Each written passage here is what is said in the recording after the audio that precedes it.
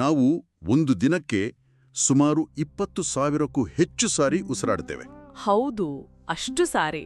ಆದರೆ ಅದರ ಬಗ್ಗೆ ನಮಗೆ ಅರಿವೇ ಇರೋದಿಲ್ಲ ಅಲ್ವಾ? ಯಾವಾಗಾದರೂ ಓಡುವಾಗ, ಮೆಟ್ಟಲು ಹತ್ತದಾಗ ಏದುಸಿರು ಬರುತ್ತಲ್ಲ, ಆಗ ಮಾತ್ರ ನಾನು ಉಸಿರಾಡ್ತಿದ್ದೀನಿ ಅಂತ ನೆನಪಾಗತ್ತೆ.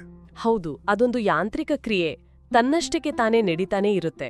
ಆದರೆ ಈ ಸರಳ ಸಹಜ ಕ್ರಿಯೆಯಲ್ಲೇ ಒಂದು ದೊಡ್ಡ ರಹಸ್ಯ ಇದೆ ಅಂತ ನಮ್ಮ ಕೈಯಲ್ಲಿರುವ ಈ ಮೂಲಗಳು ಹೇಳ್ತಿವೆ. ಅಂದ್ರೆ ನಮ್ಮೊಳಗೆ ನಮಗೆ ಗೊತ್ತಿಲ್ಲದೆ ಒಂದು ಮಂತ್ರ ನಡೀತಾನೆ ಇರತ್ತೆ ಅಂತ. ಹೌದು, ಅದನ್ನೇ ಅಜಪ ಜಪ ಅಂತ ಕರೆಯೋದು. ಅಜಪ ಜಪ ಅಥವಾ ಹಂಸ ಮಂತ್ರ ಅಂತ ಕೂಡ ಹೇಳ್ತಾರೆ. ಹಾಗಾದ್ರೆ ಏನಿದು ಹಂಸ ಮಂತ್ರ? ನಮ್ಮ ಉಸಿರಾಟವನ್ನ ಒಂದು ಶಕ್ತಿಶಾಲಿ ಆಧ್ಯಾತ್ಮಿಕ ಸಾಧನವಾಗಿ ಪರಿವರ್ತಿಸೋದು ಹೇಗೆ? ಬನ್ನಿ ಈ ಆಳವಾದ ವಿಷಯವನ್ನು ಒಟ್ಟಿಗೆ ಚರ್ಚಿಸೋಣ. ಖಂಡಿತ. ಇದು ಕೇವಲ ಒಂದು ಶಾರೀರಿಕ ಕ್ರಿಯೆಯಿಂದ ಅರಿವಿನ ಒಂದು ಆಧ್ಯಾತ್ಮಿಕ ಕ್ರಿಯೆಯಾಗಿ ಬದಲಾಗುವ ಒಂದು ಅದ್ಭುತ ಪಯಣ.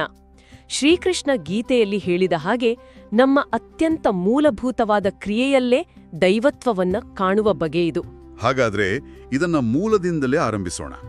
ಈ ಮೂಲಗಳಲ್ಲಿ ಹೇಳೋ ಪ್ರಕಾರ ಶ್ರೀಕೃಷ್ಣ ಭಗವದ್ಗೀತೆಯಲ್ಲಿ ಭಕ್ತಿಯ ಬೇರೆ ಬೇರೆ ಹಂತಗಳನ್ನ ವಿವರಿಸ್ತಾನಲ್ವಾ? ಹೌದು. ಅದರಲ್ಲಿ ಈ ಉಸಿರಾಟಕ್ಕೆ ಎಲ್ಲಿ ಸ್ಥಾನ ಸಿಗತ್ತೆ? ನೋಡಿ, ಇದನ್ನ ಶ್ರೀಕೃಷ್ಣ ಬಹಳ ಸುಂದರವಾಗಿ ವಿವರಿಸ್ತಾನೆ. ಅವನು ಒಂದು ರೀತಿಯಲ್ಲಿ ಮೆಟ್ಟಲುಗಳನ್ನ ಇಳಿಯುತ್ತಾ ಬರ್ತಾನೆ. ಮೊದಲು ಅತ್ಯಂತ ಶ್ರೇಷ್ಠವಾದ ಮಾರ್ಗವನ್ನ ಹೇಳ್ತಾನೆ. ಅದೇನು? ಅಂದ್ರೆ ಭಗವಂತನ ಸರ್ವವ್ಯಾಪಕತ್ವವನ್ನ ಅರಿತು ಆ ಎಚ್ಚರದಲ್ಲಿ ನಿರಂತರವಾಗಿ ಇರೋದು.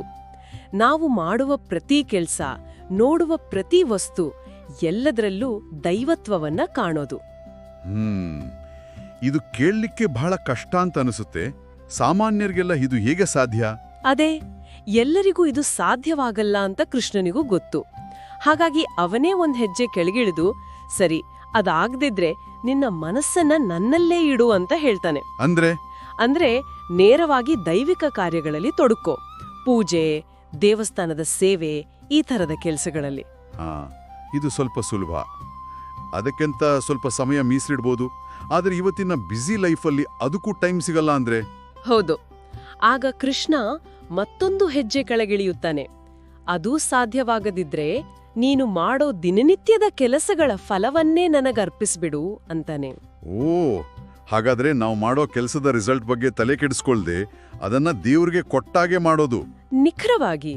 ನೀವು ಆಫೀಸ್ ಕೆಲಸ ಮಾಡಿ, ಅಡುಗೆ ಮಾಡಿ, ಏನೇ ಮಾಡಿ, ಅದನ್ನೊಂದು ಪೂಜೆ ತರ ಮಾಡಿ ನನಗರ್ಪಿಸ್ಬಿಡು ಅಂತ. ಅದೂ ಕಷ್ಟವಾದ್ರೆ ಊಟ, ನಿದ್ರೆ, ಈ ತರಹದ ಸಹಜ ಕ್ರಿಯೆಗಳನ್ನೇ ಪೂಜೆಯಂತೆ ಮಾಡು ಅಂತ ಹೇಳ್ತಾನೆ. ಮೂಲದಲ್ಲಿ ಒಂದು ಒಳ್ಳೆ ಉದಾಹರಣೆ ಇದೆ. ಹೇಳಿ. ಮಲಗುವಾಗ ನನ್ನ ತಲೆ ಭಗವಂತನ ಪಾದದ ಮೇಲಿದೆ, ಆತನ ಪಾದವೇ ನನಗೆ ತಲೆದಿಂಬು ಅಂತ ಭಾವಿಸಿ ಶರಣಾಗೋದು. ಊಟ ಮಾಡುವಾಗ ನನ್ನೊಳಗಿನ ವೈಶ್ವಾನರನಿಗೆ ಆಹುತಿ ಕೊಡ್ತಿದ್ದೀನಿ ಅಂತ ಅಂದುಕೊಳ್ಳೋದು. ಅದ್ಭುತ. ನಾವು ಮಾಡೋ ಪ್ರತಿಯೊಂದು ಕೆಲಸವನ್ನು ಹೀಗೆ ನೋಡಬಹುದು. ಆದ್ರೆ ಇದಕ್ಕಿಂತ ಸಿಂಪಲ್, ಏನು ಪ್ರಯತ್ನವೇ ಬೇಡವಾದದ್ದೇನಾದ್ರೂ ಇದೆಯಾ? ಖಂಡಿತ ಇದೆ. ಅದೇ ಕೊನೆಯ ಮತ್ತು ಅತ್ಯಂತ ಸುಲಭವಾದ ಮಾರ್ಗ. ಉಳಿದೆಲ್ಲ ಕೆಲಸಗಳಲ್ಲಿ ನಾನು ಮಾಡಿದೆ ಅನ್ನೋ ಅಹಂಕಾರ ಎಲ್ಲಾದ್ರೂ ಬರಬಹುದು. ಆದ್ರೆ ಉಸಿರಾಟದಲ್ಲಿ ಅದಕ್ಕೆ ಜಾಗವೇ ಇಲ್ಲ. ಅದು ನಮ್ಮ ಪ್ರಯತ್ನ ಇಲ್ಲದೆ ನಡೀತಾನೆ ಇರುತ್ತೆ. ಅದರ ಮೇಲೆ ಕೇವಲ ಗಮನ ಇಟ್ರೆ ಸಾಕು. ಅದನ್ನೇ ಒಂದು ಸಾಧನ ಮಾಡ್ಕೊಂಡ್ರೆ ಅದಕ್ಕಿಂತ ಸುಲಭವಾದ ದಾರಿ ಇನ್ನೊಂದಿಲ್ಲ. ಹಾಗಾದ್ರೆ ದೈವತ್ವವನ್ನ ಅರಿಯೋಕೆ ಇರೋ ಅತ್ಯಂತ ಸುಲಭವಾದ ದಾರಿ ಎಂದೇ ನಮ್ಮ ಉಸಿರಾಟ. ಇದೇ ನಮ್ಮನ್ನ ಅಜಪ ಜಪ ಅನ್ನೋ ವಿಷಯಕ್ಕೆ ಕರ್ಕೊಂಡ್ ಬರುತ್ತೆ. ಜಪಿಸದ ಜಪ. ಈ ಶಬ್ದವೇ ಸ್ವಲ್ಪ ವಿರೋಧಾಭಾಸ ಅಲ್ವಾ? ಹೌದು. ಜಪ ಅಂದ್ಮೇಲೆ ಜಪಿಸ್ಲೇಬೇಕಲ್ಲ. ಅದರ ಸೌಂದರ್ಯವೇ ಅಲ್ಲಿದೆ. ನಾವು ಪ್ರಜ್ಞಾಪೂರ್ವಕವಾಗಿ ರಾಮ, ಕೃಷ್ಣ ಅಂತ ಜಪಿಸಿದ್ರೂ ನಮ್ಮೊಳಗೆ ಒಂದು ಜಪ ನಡೀತಾನೆ ಇರುತ್ತೆ. ನೀವು ಬೇರೆ ಮಂತ್ರ ಹೇಳೋ ಕೂತ್ರೆ ಒಂದು ಫೋನ್ ಕಾಲ್ ಬರ್ಬೋದು. ಹೌದು, ಅಥವಾ ಬಾಗ್ಲು ಯಾರಾದ್ರೂ ತಟ್ಬೋದು. ಮೂಲದಲ್ಲಿ ಹೇಳಿದ ಹಾಗೆ ಫೋನಿನಲ್ಲಿ ಒಂದು ಟಿಂಗ್ ಅಂತ ಸದ್ದು ಬಂದ್ರೆ ಸಾಕು, ನಮ್ಮ ಗಮನವೆಲ್ಲ ಅಲ್ಲಿಗೆ ಹೋಗುತ್ತೆ. ಕರೆಕ್ಟ್. 100 ಮಂತ್ರ ಹೇಳೋ ಅಷ್ಟರಲ್ಲಿ 10 ಸಾರಿ ಮನ್ಸು ಬೇರೆ ಕಡೆ ಹೋಗಿ ಬಂದಿರುತ್ತೆ. ಆದ್ರೆ ಈ ಉಸಿರಾಟ ಅನ್ನೋ ಜಪಕ್ಕೆ ಯಾವ ತಡೆಯೂ ಇಲ್ಲ. ನಾವು ಎಚ್ಚರವಿರ್ಲಿ, ನಿದ್ರೆಯಲ್ಲಿರ್ಲಿ, ಅದು ನಡೀತಾನೆ ಇರುತ್ತೆ. ಇದನ್ನೇ ಹಂಸ ಮಂತ್ರ ಅಂತ ಕರೆಯೋದು. ಹಂಸ ಮಂತ್ರ, ಇದು ಹೆಸರು ಬಹಳ ಕುತೂಹಲಕಾರಿಯಾಗಿದೆ. ಇದರ ಹಿನ್ನೆಲೆ ಏನು? ಮತ್ತು ಒಂದು ಸಾಧಾರಣ ಉಸಿರಾಟ ಅಂದ್ರೆ ಕೇವಲ ಗಾಳಿಯನ್ನ ಒಳಗೆಳೆದುಕೊಂಡು ಹೊರಬಿಡೋದು, ಅದು ಹೇಗೆ ಇಷ್ಟು ಶಕ್ತಿಯುತವಾದ ಮಂತ್ರ ಆಗತ್ತೆ? ಇದರ ಮೂಲ ತತ್ವವೇ ಅರಿವು. ಅಥವಾ ಎಚ್ಚರ. ಆ ಒಂದು ಸಣ್ಣ ಅಂಶವನ್ನ ಸೇರಿಸಿದ ತಕ್ಷಣ ಒಂದು ಯಾಂತ್ರಿಕ ಕ್ರಿಯೆ ಆಧ್ಯಾತ್ಮಿಕ ಕ್ರಿಯೆಯಾಗಿ ಬದಲಾಗುತ್ತೆ. ಅರಿವು. ಹೌದು. ಮೂಲದಲ್ಲಿ ನಾನು ಅನ್ನೋ ಶಬ್ದಕ್ಕೆ 2 ಅರ್ಥ ಹೇಳಿದ್ದಾರೆ. ಒಂದು ಅಹಂಕಾರದ ನಾನು, ಎಲ್ಲಾ ಸಮಸ್ಯೆಗಳಿಗೂ ಕಾರಣ. ಇನ್ನೊಂದು ಆತ್ಮ ಅರಿವಿನ ನಾನು ಉಸಿರಾಡುತ್ತಿದ್ದೇನೆ ಅನ್ನೋ ಆ ಎಚ್ಚರದಿಂದ ಉಸಿರಾಡಿದಾಗ ಆ ಸಾಮಾನ್ಯ ಕ್ರಿಯೆಯೇ ಮಂತ್ರ ಆಗುತ್ತೆ. ಓ, ಇದು ಸಂಕಲ್ಪದ ಸಮಯದಲ್ಲಿ ಹೇಳೋ ಕರಿಷ್ಯೆ ಅನ್ನೋ ಭಾವದ ತರ ಅಂತ ಮೂಲದಲ್ಲಿ ಒಂದು ಹೋಲಿಕೆ ಇದೆ. ನಾನು ಇದುವರೆಗೂ ಕರಿಷ್ಯೆ ಅಂದ್ರೆ ನಾನು ಮಾಡ್ತೀನಿ ಅಂತ ಅಷ್ಟೇ ಅಂದ್ಕೊಂಡಿದ್ದೆ.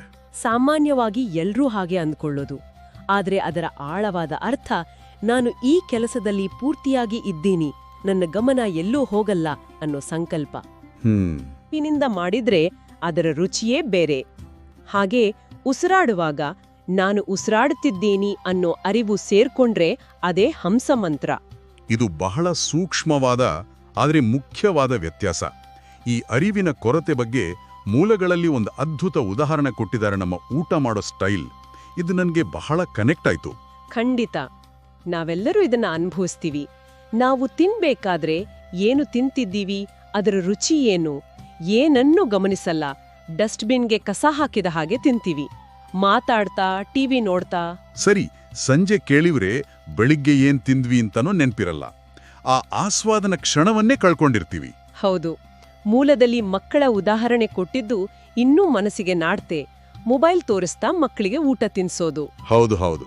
ಆ ಮಗುವಿಗೆ ಮೊಬೈಲ್ ನೋಡಿದ್ರೆ ಬಾಯಿ ತೆಗಿಬೇಕು ಅಷ್ಟೇ ಗೊತ್ತು. ತಾನು ಏನ್ ತಿಂತಿದ್ದೀನಿ, ರುಚಿ ಏನು, ಹಸಿವಾಗಿದ್ಯಾ ಇಲ್ವಾ, ಏನೂ ಅರಿವಿರಲ್ಲ. ನನಗೂ ಅನುಭವ ಆಗಿದೆ. ಒಮ್ಮೆ ಯಾವುದೋ ಯೋಚನೆಯಲ್ಲಿ ಕಾಫಿ ಕುಡ್ದು ಕಪ್ ಖಾಲಿ ಆದ್ಮೇಲೆ ಓ ಕಾಫಿ ಕುಡ್ದನ ಅಂತನ್ಸಿತ್ತು. ಆ ಆಸ್ವಾದನೆ ಕ್ಷಣವನ್ನೇ ಕಳ್ಕೊಂಡಿದ್ದೆ. ನಿಜ. ಉಸಿರಾಟವೂ ಹಾಗೆ ಒಂದು ಯಾಂತ್ರಿಕ ಕ್ರಿಯೆ. ಅದನ್ನ ಹಂಸ ಮಂತ್ರವನ್ನಾಗಿ ಪರಿವರ್ತಿಸೋದು ಅಂದ್ರೆ ಆ ಕಳೆದು ಹೋದ ಅರಿವನ್ನ ಮರಳಿ ಪಡೆಯೋದಷ್ಟೇ. ಬದುಕಿನುದ್ದಕ್ಕೂ ಆ ಎಚ್ಚರ ಉಳಿಸ್ಕೊಂಡ್ರೆ ಪ್ರತಿ ಉಸಿರು ಮಂತ್ರ. ಹಾಗಾದ್ರೆ ಆಧ್ಯಾತ್ಮಿಕ ಗುರಿ ಇಲ್ಲದಿದ್ರು, ಅಂದ್ರೆ ದೈವ ಸಾಕ್ಷಾತ್ಕಾರದಂಥ ದೊಡ್ಡ ಗುರಿ ಇಲ್ಲದಿದ್ರೂ ಸಹ ಕೇವಲ ಈ ಅರಿವಿನಿಂದ ಉಸಿರಾಡಿದ್ರೆ ಬೇರೆ ಏನಾದರೂ ಪ್ರಯೋಜನ ಇದೆಯಾ? ಖಂಡಿತ. ಇದು ಬಹಳ ಮುಖ್ಯವಾದ ಪ್ರಶ್ನೆ. ಮೂಲದಲ್ಲಿ ಹೇಳೋ ಹಾಗೆ ಒಬ್ಬ ಯೋಗಿ ದೈವಿಕ ಚಿಂತನೆ ಇಲ್ಲದೆ ಕೇವಲ ತನ್ನ ದೇಹದೊಳಗೆ ಗಾಳಿಯ ಚಲನೆಯನ್ನ ಗಮನಿಸಿದ್ರೂ ಸಾಕು. ಅಂದ್ರೆ ಫಿಸಿಕಲ್ ಮೂವ್ಮೆಂಟ್ ಅಷ್ಟೇನಾ? ಹೌದು. ಮೂಗಿನಿಂದ ಒಳ ಹೋದ ಗಾಳಿ ಕಂಠದ ಮೂಲಕ ಎದೆ ತಲುಪಿ, ಎದೆ ಉಬ್ಬಿ ಮತ್ತೆ ಕುಗ್ಗಿ ಗಾಳಿ ಹೊರಬರೋದನ್ನ ಕೇವಲ ಗಮನಿಸಿದ್ರೂ ಸಾಕು. ಅದರಿಂದ ಶಾರೀರಿಕ ಮತ್ತು ಮಾನಸಿಕ ಲಾಭಗಳಿವೆ. ಮನಸ್ಸು ಶಾಂತವಾಗತ್ತೆ, ಬಿಪಿ ಕಂಟ್ರೋಲ್ ಆಗತ್ತೆ. ಹಾಗಾಗಿ ಇದು ಎಲ್ಲರಿಗೂ ಉಪಯುಕ್ತ. ಈ ಪರಿಕಲ್ಪನೆ ಕೇಳೋಕೆ ಹೊಸತ ಕಂಡ್ರೂ ಬಹಳ ಪ್ರಾಚೀನವಾದದ್ದು ಅಂತ ಕಾಣುತ್ತೆ. ಇದರ ಬಗ್ಗೆ ಯಾವ ಶಾಸ್ತ್ರಗಳಲ್ಲಿ ಉಲ್ಲೇಖ ಇದೆ? ಇದರ ಉಲ್ಲೇಖ ಹಲವೆಡೆ ಇವೆ. ಮುಖ್ಯವಾಗಿ ಭಗವದ್ಗೀತೆ, ಜಗನ್ನಾಥದಾಸರ ಹರಿಕಥಾಮೃತ ಸಾರದಲ್ಲಿ ಶ್ವಾಸ ಸಂಧಿ ಅಂತ ಒಂದು ಪ್ರತ್ಯೇಕ ಅಧ್ಯಾಯವೇ ಇದೆ. ಓ ಹೌದಾ? ಹೌದು. ಮತ್ತು ಆಚಾರ್ಯ ಮಧ್ವರ ತಂತ್ರಸಾರ ಸಂಗ್ರಹ ಇವು ನಮಗೆ ಹೆಚ್ಚು ಪರಿಚಿತವಾದ ಗ್ರಂಥಗಳು. ಇವಲ್ಲದೆ ಬೇರೆ ತಂತ್ರ ಗ್ರಂಥಗಳಲ್ಲೂ ಇದರ ವಿವರಣೆ ಇದೆ. ನೀವು ತಂತ್ರಸಾರ ಸಂಗ್ರಹವನ್ನ ವಿಶೇಷವಾಗಿ ಹೇಳಿದ್ರಿ. ಆ ಗ್ರಂಥಕ್ಕೆ ಯಾಕಷ್ಟು ಮಹತ್ವ? ಯಾಕೆಂದ್ರೆ ಆಚಾರ್ಯ ಮಧ್ವರು ಬೇರೆ ಬೇರೆ ಗ್ರಂಥಗಳಲ್ಲಿದ್ದ ಸಾವಿರಾರು ಮಂತ್ರಗಳ ಸಾರವನ್ನ ತೆಗೆದು ಕಲಿಯುಗದಲ್ಲಿ ಯಾವುದು ಹೆಚ್ಚು ಫಲ ಕೊಡುತ್ತೋ, ಯಾವುದು ಸುಲಭವೋ ಅಂತಹ ಆಯ್ದ ಮಂತ್ರಗಳನ್ನ ಮಾತ್ರ ಈ ಗ್ರಂಥದಲ್ಲಿ ಕೊಟ್ಟಿದ್ದಾರೆ. ಅಂದ್ರೆ ಒಂದು ರೀತಿಯಲ್ಲಿ ಬೆಸ್ಟ್ ಆಫ್ ಕಲೆಕ್ಷನ್ ಇದ್ದ ಹಾಗೆ. ಹೌದು. ಇದು ಒಂದು ರೀತಿಯಲ್ಲಿ ಅತ್ಯಂತ ಪರಿಣಾಮಕಾರಿ ಮಾರ್ಗ. ಅಜಪಜಪ ಅನ್ನೋದು ಇಷ್ಟು ಸಹಜವಾದರೆ ನಾವು ಪ್ರಯತ್ನಪಟ್ಟು ಮಾಡುವ ಬೇರೆ ಜಪಗಳಿಗೂ ಇದಕ್ಕೂ ಏನು ವ್ಯತ್ಯಾಸ? ಈ ಅಜಪ ಅನ್ನೋದರ ಸ್ಥಾನ ಎಲ್ಲಿ ಬರುತ್ತೆ ಅಂತ ಅರ್ಥ ಮಾಡಿಕೊಳ್ಳಲು ಮೂಲಗಳಲ್ಲಿ ಹೇಳಿರುವ ಬೇರೆ ಜಪದ ಪ್ರಕಾರಗಳ ಬಗ್ಗೆ ಸ್ವಲ್ಪ ತಿಳ್ಕೊಳ್ಳೋಣವೇ? ಖಂಡಿತ. ಅದನ್ನು ತಿಳ್ಕೊಂಡ್ರೆ ಪೂರ್ತಿ ಚಿತ್ರಣ ಸ್ಪಷ್ಟವಾಗುತ್ತೆ. ಜಪದಲ್ಲಿ ಮುಖ್ಯವಾಗಿ 3 ಪ್ರಕಾರಗಳು. ಮೊದಲನೆಯದು ಉಚ್ಚ ಜಪ. ಅಂದ್ರೆ ಗಟ್ಟಿಯಾಗಿ ಹೇಳೋದು, ವಿಷ್ಣು ಸಹಸ್ರನಾಮ ಪಾರಾಯಣದ ತರಹ. ಹೌದು. ಎಲ್ಲರಿಗೂ ಕೇಳುವ ಹಾಗೆ ಗಟ್ಟಿಯಾಗಿ ಹೇಳೋದು. ಇದರಿಂದ ಹೇಳೋರಿಗೆ ಮಾತ್ರ ಅಲ್ಲ, ಕೇಳೋರಿಗೂ ಒಂದು ಪಾಸಿಟಿವ್ ಎನರ್ಜಿ ಸಿಗುತ್ತೆ. ಸರಿ, ಆದ್ರೆ ಎಲ್ಲ ಕಡೆ ಗಟ್ಟಿಯಾಗಿ ಹೇಳೋಕ್ಕಾಗಲ್ಲ. ಕೆಲವೊಮ್ಮೆ ಮನಸ್ಸಿನಲ್ಲೇ ಜಪಿಸ್ಬೇಕು ಅನ್ಸುತ್ತೆ. ಆದ್ರೆ ಸುಮ್ಮನೆ ಕಣ್ಮುಚ್ಚ್ ಕೂತ್ರೆ ಮನಸ್ಸು ಬೆರೆಲ್ಲೋ ಓಡಿ ಹೋಗುತ್ತಲ್ಲ. ಅದಕ್ಕೆ ಏನಾದ್ರೂ ಉಪಾಯ ಇದೆಯಾ? ಅದಕ್ಕಾಗಿಯೇ 2ನೇ ಪ್ರಕಾರ ಇದೆ, ಉಪಾಂಶು ಜಪ. ಗಾಯತ್ರಿ ಮಂತ್ರದ ಹಾಗೆ ತುಟಿಗಳು ಚಲಿಸ್ತಿದ್ರೂ ಶಬ್ದ ಹೊರಬರಬಾರದು. ನಮಗೆ ಮಾತ್ರ ಕೇಳಿಸೋವಷ್ಟು ಮೆಲ್ಲಗೆ. ಓ, ಇದರಿಂದ ಗಮನ ಕೇಂದ್ರೀಕರಿಸೋಕ್ ಸಹಾಯ ಆಗತ್ತಾ? ಖಂಡಿತ. ಸುಮ್ನೆ ಕಣ್ಮುಚ್ಚಿ ಕೂತ್ರೆ ನಿದ್ದೆ ಬರಬಹುದು. ಆದರೆ ತುಟಿಗಳು ಚಲಿಸ್ತಿದ್ರೆ ನಮ್ಮ ಗಮನ ಅಕ್ಷರಗಳ ಮೇಲೆ ಇರುತ್ತೆ. ಆಗ ಮನಸ್ಸು ಚಂಚಲವಾಗೋದು ಕಡಿಮೆ ಆಗುತ್ತೆ. ಮತ್ತು ಮೂರನೇದು, ನಮ್ಮ ಇಂದಿನ ಚರ್ಚೆಯ ವಿಷಯ ಅಜಪ ಜಪ. ಹೌದು, ಮೂರನೇದು ಅಜಪಜಪ. ಯಾವುದೇ ಶಬ್ದವಿಲ್ಲ, ಪ್ರಯತ್ನವಿಲ್ಲ, ತುಟಿಗಳ ಚಲನೆಯೂ ಇಲ್ಲ. ಒಳಗೆ ನಿರಂತರವಾಗಿ ನಡೆಯುವ ಜಪ. ಇದೇ ಹಂಸಮಂತ್ರ. ಅಜಪ ಅನ್ನೋ ಶಬ್ದಕ್ಕೆ ಹಂಸ ಅಂತಾನೇ ಅರ್ಥ ಇದೆ. ಒಂದು ನಿಮಿಷ, ಇಲ್ಲಿ ಒಂದು ಬಹಳ ವಿಚಿತ್ರವಾದ ವಿಷಯವನ್ನ ಮೂಲದಲ್ಲಿ ಹೇಳಿದ್ದಾರೆ. ನಾವು ಮಂತ್ರ ಜಪ ಅಂದ ತಕ್ಷಣ ಸಾತ್ವಿಕ ವ್ಯಕ್ತಿಗಳೇ ನೆನಪಾಗ್ತಾರೆ. ಆದರೆ ದುರ್ಯೋಧನ, ರಾವಣ ಕೂಡ ಮಂತ್ರ ಜಪಿಸ್ತಿದ್ರು ಅಂತ ಕೇಳಿದ್ರೆ ನಂಬೋಕೆ ಕಷ್ಟ ಆಗತ್ತೆ. ಹೌದು. ಮಂತ್ರದ ಶಕ್ತಿಗೂ ವ್ಯಕ್ತಿಯ ಗುಣಕ್ಕೂ ಸಂಬಂಧವೇ ಇಲ್ವಾ? ಇದು ಬಹಳ ಮುಖ್ಯವಾದ ಅಂಶ. ಜಪ ಅನ್ನೋದು ಒಂದು ಟೆಕ್ನಿಕ್, ಒಂದು ಸಾಧನ. ಅದು ಶಕ್ತಿಯನ್ನ ಗಳಿಸೋ ಒಂದು ದಾರಿ. ಅದನ್ನ ಮಾಡಿದ ತಕ್ಷಣ ಎಲ್ಲರೂ ಒಳ್ಳೆಯವರಾಗ್ತಾರೆ ಅಂತೇನಿಲ್ಲ. ಹಾಗಾದ್ರೆ ಅವರ ಉದ್ದೇಶ ಏನಾಗತ್ತು? ಅವರ ಉದ್ದೇಶ ಮೋಕ್ಷವಾಗಿರ್ಲಿಲ್ಲ. ತಾನು ಶಕ್ತಿಶಾಲಿಯಾಗಬೇಕು, ಶತ್ರುಗಳನ್ನ ನಾಶ ಮಾಡಬೇಕು, ಸಿದ್ಧಿಗಳನ್ನ ಪಡೆಬೇಕು. ಇದೇ ಅವರ ಗುರಿಯಾಗಿತ್ತು. ಮಂತ್ರ ಅನ್ನೋದು ಒಂದು ಬೆಂಕಿ ಇದ್ದ ಹಾಗೆ. ಅದರಿಂದ ಅಡುಗೆನೂ ಮಾಡಬಹುದು, ಮನೆನೂ ಸುಡಬಹುದು. ಬಳಸೋವನ ಉದ್ದೇಶ ಮುಖ್ಯ. ರಾವಣನು ತನ್ನ ಮಾನಸಿಕ ಶಕ್ತಿಯಿಂದ ಇಂಧನವಿಲ್ಲದೆ ಪುಷ್ಪಕ ವಿಮಾನ ಹಾರಿಸ್ತಿದ್ದ ಅಂತ ಹೇಳ್ತಾರೆ. ಅಂದ್ರೆ ಮನಸ್ಸಿನ ಸಂಕಲ್ಪ ಶಕ್ತಿಯಿಂದಲೇನಾ? ಹೌದು. ಅದು ಅವರಲ್ಲಿದ್ದ ಅಗಾಧವಾದ ಮಾನಸಿಕ ಹಿಡಿತ ಮತ್ತು ಮಂತ್ರಸಿದ್ಧಿಯನ್ನ ತೋರಿಸುತ್ತೆ.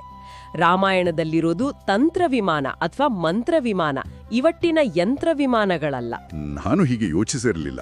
ಹಾಗಾದ್ರೆ ಈ ಮೂಲಗಳಲ್ಲಿ ನಾವು ಕೆಲವು ವಿಷಯಗಳಲ್ಲಿ ರಾವಣನಿಗೆ ಕೀಳು ಅಂತ ಹೇಳಿರೋದು ಬಹಳ ಕುತೂಹಲಕಾರಿ.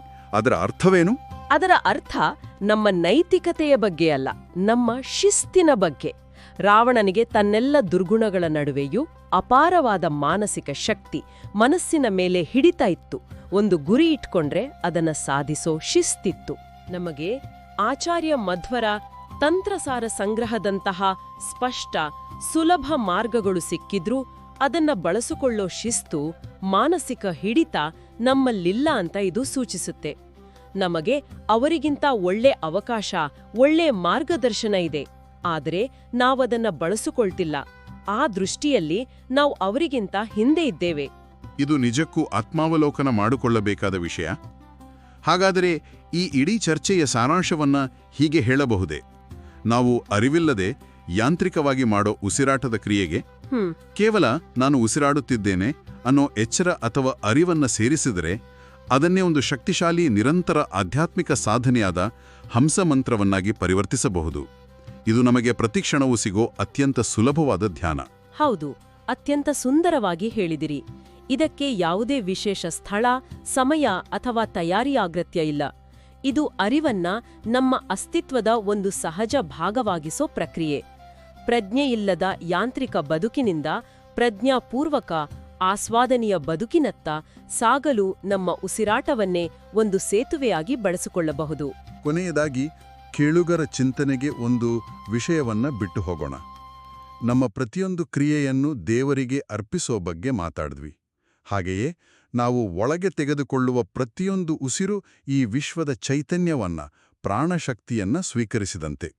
ಮತ್ತು ಹೊರಬಿಡುವ ಪ್ರತಿ ಉಸಿರು ನಮ್ಮೊಳಗಿನ ಅಹಂಕಾರವನ್ನ, ನಕಾರಾತ್ಮಕತೆಯನ್ನ ತ್ಯಜಿಸಿದಂತೆ ಅಂತ ಭಾವಿಸಿದ್ರೆ. ಹೌದು, ಹಾಗೆ ಭಾವಿಸಿದ್ರೆ ಹೇಗಿರಬಹುದು? ಈ ಬಗ್ಗೆ ಮೂಲದಲ್ಲಿ ನೇರವಾಗಿ ಹೇಳಿಲ್ಲವಾದರೂ ಇದು ನಾವು ಚರ್ಚಿಸಿದ ತತ್ವಕ್ಕೆ ಬಹಳ ಹತ್ತಿರವಾಗಿದೆ. ಇದು ಪ್ರತಿ ಉಸಿರಾಟವನ್ನು ಒಂದು ಅರ್ಥಪೂರ್ಣವಾದ ಅನುಭವವಾಗಿಸೋ ನಿಟ್ಟಿನಲ್ಲಿ ಒಂದು ಶಕ್ತಿಯುತವಾದ ಚಿಂತನೆ. ಮುಂದಿನ ಉಸಿರಿನೊಂದಿಗೆ ಇದನ್ನು ಆಲೋಚಿಸಬಹುದು.